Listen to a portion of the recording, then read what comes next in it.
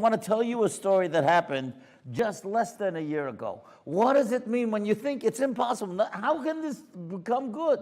It's impossible. And then all of a sudden things change. It's incredible. And this story happened on a flight to Eretz Yisrael. And the woman herself told it to me. What happened was that this lady was going from Lakewood with her parents. She had a 3-year-old child and now a 2-month-old child. And they're going on to Eretz Yisrael for a chassan of a family. And they're on the flight. They're over the Atlantic already. It's deep into the flight. And her baby, her 2-month-old baby, is crying, and she needs a diaper change. She opens up the diaper, and she screams. The mother screams. Now, it's a very rare thing that happened to this child, and the medical terminology is called a rectal prolapse. That part of the rectal wall comes out of the child's body, and it's frightening. Then she wasn't expecting that. She's a mother, she has an older child. She never saw anything like that. She called her mother. Her mother started screaming because her mother didn't know what to do. And they called the stewardess. The stewardess ran up to the pilot, and the pilot said, "Is there a doctor on board?" There was a woman doctor from Hadassah. She came over, and she calmed them down, and she told the pilot, "We have to get to a hospital right away. You've got to land this plane as soon as you can." And he says, "Don't worry, we'll try to save this child, and we'll get to Shannon Airport." Now, Shannon is in Ireland. Of course, they had to dump fuel because they can't land with a full tank of fuel the way they had it going to Eretz Yisrael. And the pilot starts dumping fuel, and they're on their way to go to Shannon. Now, throughout the night, the doctor was working on this child. And eventually, she was able to put back what had come out of the body.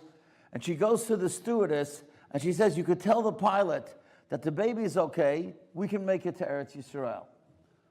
So the pilot says, "We can't now because I've dumped too much fuel. I can't make it to Eretz Yisrael. We've got to land in Shannon." Now, this is not to be believed. I heard it from the people themselves. It's not like I heard it from somebody else.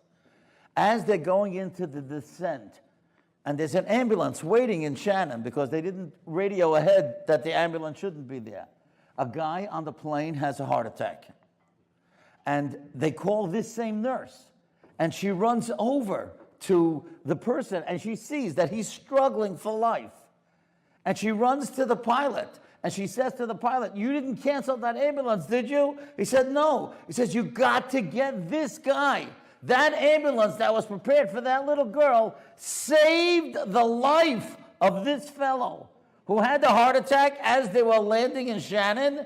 And Tuesday, the family told me that they spent Shabbos in London, but they told me it's so amazing. Mikamcha Yisrael. The mother told me that while everybody on the plane thought that it was a sakona, everybody was saying Tehillim for the child.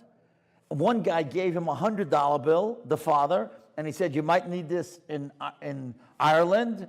Another guy gave him the name of the Chabad Shliach in Dublin. He said, "I know him. He'll take care of you. It's only 3 hours from Shannon." He said the whole, like the Rav was saying before, the whole plane was like a bunch of achdus together. And then, of course, the baby was okay. She was hospitalized, but they were able to go to London for Shabbos. And Tuesday, the nurse called this family in Lakewood. They were in Eretz Yisrael at the time. She said, "I want you to know that your daughter saved the life of this guy. If not for the ambulance being there, it would have been hopeless." That's v'nahapachu. V'nahapachu means that we have to know an ador. We have to remember, no matter how serious and how dire a situation is, a yid can never give up. Because that's the essence.